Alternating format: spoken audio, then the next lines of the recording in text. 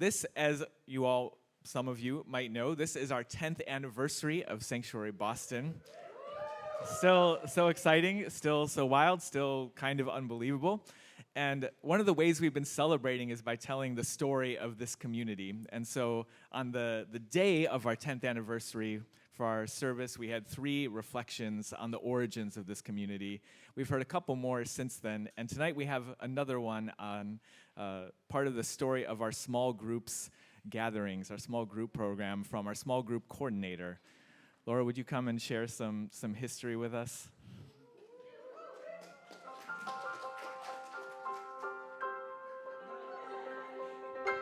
Thank you, Mark David. It was April 2014, and I was trying to get to my very first meeting of my very first small group. I was still pretty new to Boston, and I was definitely new to this neighborhood. So I stood on the front steps of some triple-decker, checking the address on my Post-it note and squinting at the names on the intercom.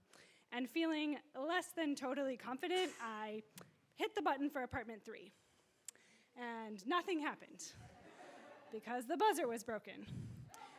And this was my first introduction to a very basic fact about housing in Boston, which is that the buzzer is usually broken.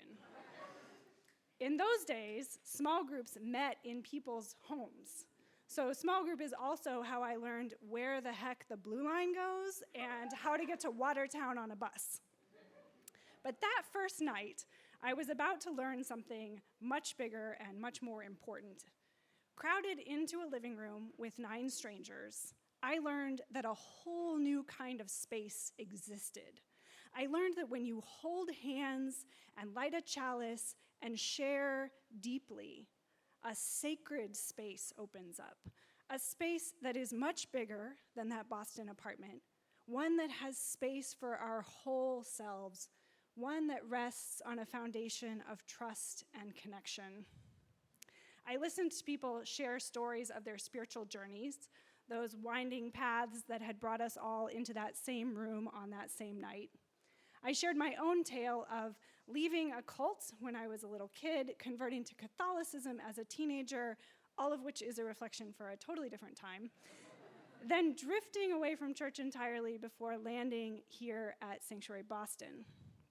We bonded over both the similarities and the differences in our stories. Most of us had been hurt by religion, saved by it, or some of both. Over those months, we got to know each other in the very strangest way. I didn't know what anyone did for work, but I knew what they wrestled with, what joys lit up their lives. 8 years later, oh my gosh, most of those strangers are still my friends. I've been to 3 of their weddings. As soon as that first small group ended, I knew that I wanted to help make small groups happen for other people. I wanted other folks who arrived in Boston looking for meaningful conversation and real connection and caring community to be able to find it as I had. And I thought I knew what that would look like. I would send some emails, join a committee, and go to boring meetings.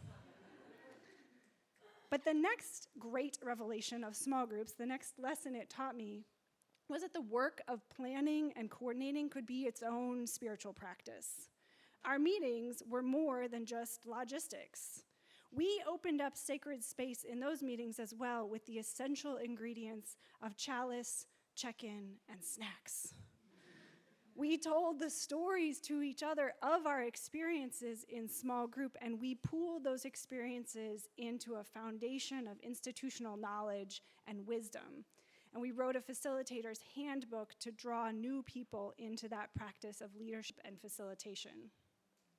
Just as small groups open up space for us to practice what it means to live our values out in the world, small group facilitation and the ministry of making it open up space for us to explore how we live out values in making this what it is. Over the years, Sanctuary small groups have changed in so many ways. We stopped traveling all over the city to meet in people's living rooms.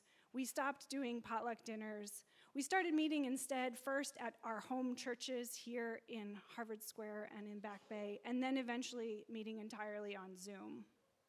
From those early days of just 1 or 2 small groups, I could never have imagined how much it would blossom. We have 5 or 6 or even 10 groups sometimes now, which enables us to offer groups for parents, for college students, groups on anti-racism for white people, and groups on feminism for men.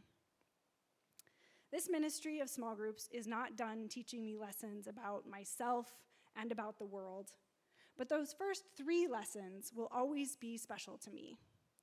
That gathering in love opens up sacred space, that the work of building something together can be its own transformative spiritual practice, and of course, that buzzers are a lie. Thank you.